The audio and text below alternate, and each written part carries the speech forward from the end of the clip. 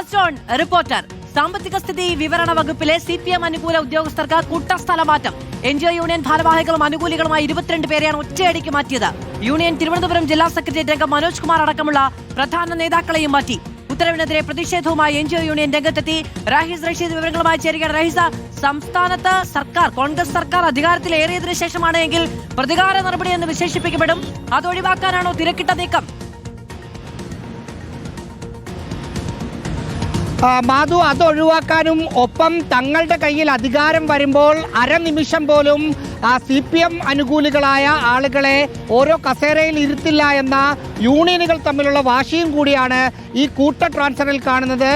സാമ്പത്തിക സ്ഥിതി വിവരണ കണക്ക് വകുപ്പിലെ 22 CPM അനുകൂല NGO യൂണിയന്റെ പ്രധാനപ്പെട്ട നേതാക്കളായ 22 പേരെയാണ് അല്പസമയം മുമ്പ് ഒറ്റയടിക്ക് സ്ഥലം മാറ്റിയിരിക്കുന്നത്. Director K. ശൈലാമ്മ ഇത് സംബന്ധിച്ച ഉത്തരവും പുറത്തിറക്കി.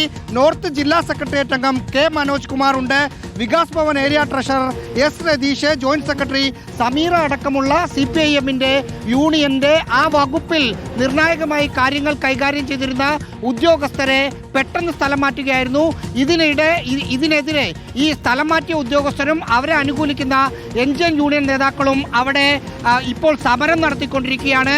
ഈ ഉത്തരവ് വലിച്ചു കീറി പ്രതിഷേധിക്കുകയാണ് സമരക്കാർ. മധു, റാഹിസ് റഷീദാണ് വിവരങ്ങൾ നൽകിയത്. ഇപ്പോൾ സാമ്പത്തിക സ്ഥിതി വിവരണ വകുപ്പിലാണ് കൂട്ടസ്ഥലം മാറ്റം ഉണ്ടായിരിക്കുന്നത് എന്നതാണ് പ്രധാന ഉത്തരവിനെതിരെ. ആ ഉത്തരവ് വലിച്ചു കീറിക്കൊണ്ട് പ്രതിഷേധിക്കുകയാണ് NGO യൂണിയൻ എന്നതും ശ്രദ്ധേയമാണ്. റാഹിസ് റഷീദാണ് വിവരങ്ങൾ നൽകിയത്.